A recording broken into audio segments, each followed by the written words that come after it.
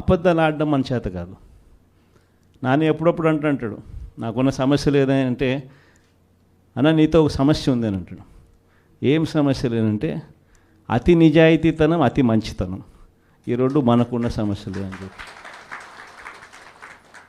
కానీ ఈ అతి నిజాయితీతనం, అతి మంచితనమే రేపొద్దున మళ్ళీ మనల్ని అధికారంలోకి తీసుకొచ్చేటివి కూడా ఇవే.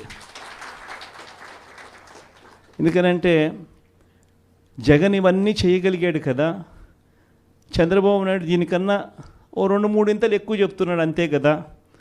అందులో చంద్రబాబు నాయుడు మోడీతో కలిసి వస్తున్నాడు కదా, ఏమో చేయగలుగుతాడేమోలే అన్న ఒక చిన్న ఆశకు తావు బహుశా మన పాలనలో మనం ఇంత బటన్లు చక్కగా నొక్కాం కాబట్టి బహుశా ఆశ కూడా ప్రజలకు కలిగింది. 6 నెలలు తిరక్క మునిపి ఈరోజు పరిస్థితి ఏమిటి అనంటే, ప్రతి ఇంట్లో చర్చ ఏమిటి అనంటే, జగన్ కనీసం పలావన్నా పెట్టేవాడు, చంద్రబాబు నాయుడు బిర్యానీ పెడతానన్నాడు. ఇప్పుడు తీరా చూస్తే పలావు పోయింది, బిర్యానీ కూడా పోయింది, పూర్తిగా ఏమీ లేకుండా పోయింది అనే పరిస్థితి ఈరోజు ప్రతి ఇంట్లో కూడా చర్చనీయాంశమే జరిగింది.